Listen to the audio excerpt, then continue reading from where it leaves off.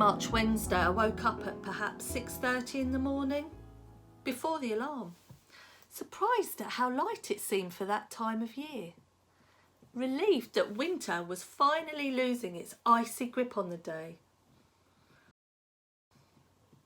relieved but tired, so tired every morning, because life is a struggle, life is hard. I was awake but didn't open my eyes, not once, and for perhaps 6 hours laid there, on my left side, unmoving, taking stock of my life and my world. The stocktake took some time, and it wasn't an especially positive experience. She was gone.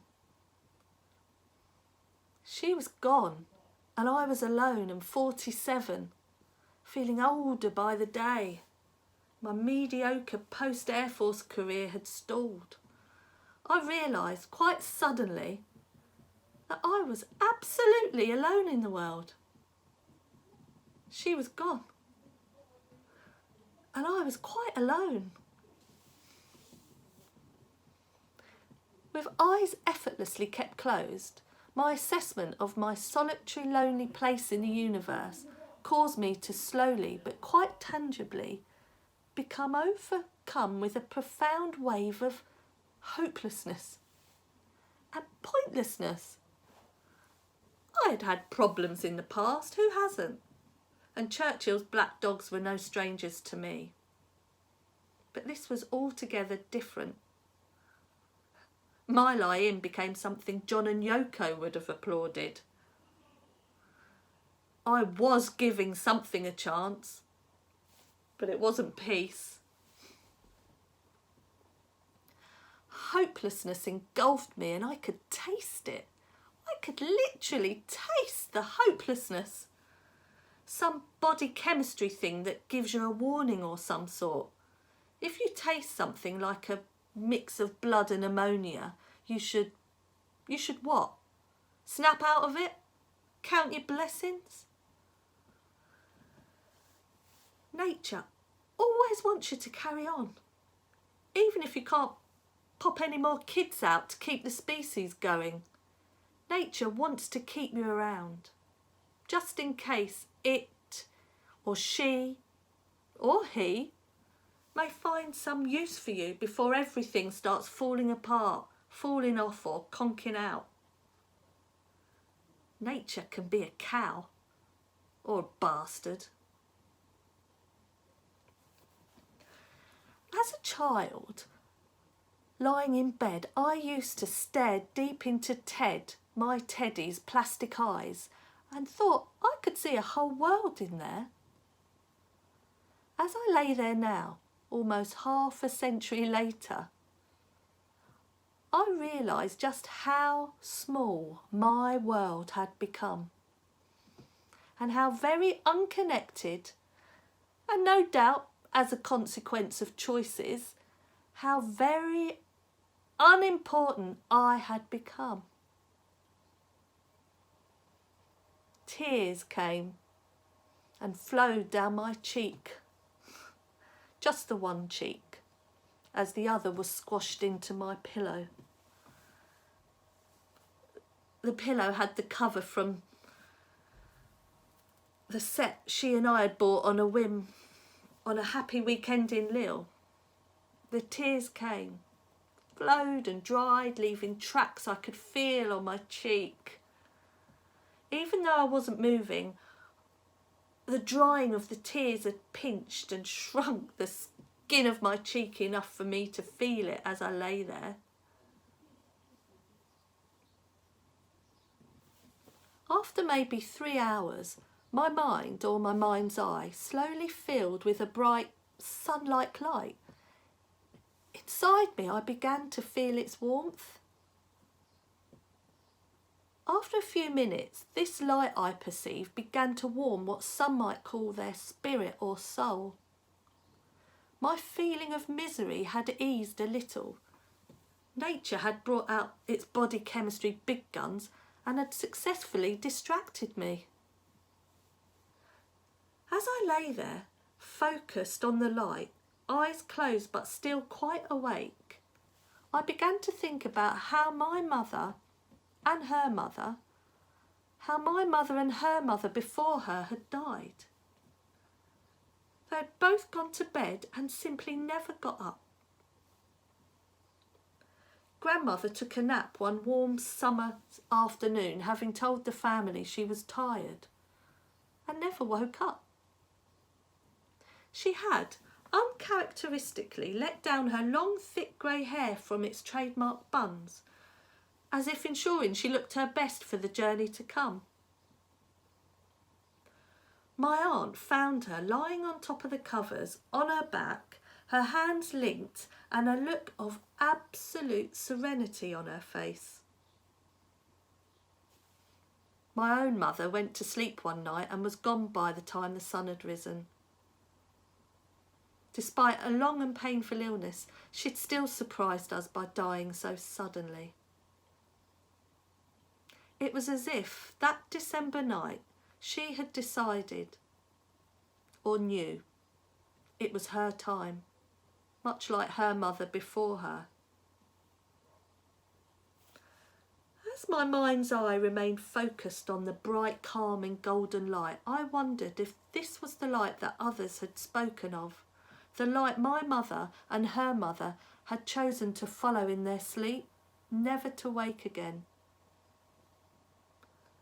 Lying there, I truly believed that I had a choice that day. I could follow the light, flick the switch of life, and that would have been that. No pills or anything of that kind. Just giving in. Giving in because I felt I had fought for so long, been alone for so long. I lay there for, I'm not sure for how long, wondering if I should simply flick the switch, let go. As part of my decision-making process, I decided to take stock of the world around me, with eyes still firmly shut, using only my hearing. I was aware of my heart beating, and I wondered if I listened hard enough, could I hear the blood rushing round my prone body? I could not. The central heating had gone on to daytime mode, and the house, even from under the covers, had become noticeably cooler. Well, I should have been at work by now, but I had far more important things on my mind. The first noise I noticed was the bedroom radiator making its signature submarine sonar pinging noise, caused by some irritating, never-resolved airlock. Outside, a local boy racer screeched by in his rattling car, his bass-heavy music pleasing no one but him. A van's reversing warning sound, about to deliver some no doubt essential online purchase to a neighbour who forgot what shops were for. A drill, no, a hedge trimmer was whirring and whining away in a neighbour's garden. Some children then passed by on the pavement, I guess by the noise, on those strange little scooters. You know, the ones that children want to take everywhere but are mainly carried around by resigned parents and grandparents. A young woman on a phone walked by on staccato heels, telling someone she would not believe what Nick had done now. I didn't know if she could believe it herself, nor if finding out was worth staying around for. It was then I became aware of the bird song. I don't know what kind of bird. A sparrow, starling. Could have been a budgie for all I know. The originator doesn't matter. It was their effect that mattered. I lay there, still, and for the next few hours listened only to them. Those sounds usually overlooked in towns, became my focus for the next 3, perhaps 4 hours. Lying there, the sounds came to represent something to me. The tweeting and chirping that was now my focus was nature in its most hopeful form. Nature, the aforementioned cow or bastard, had continued not to give up on me.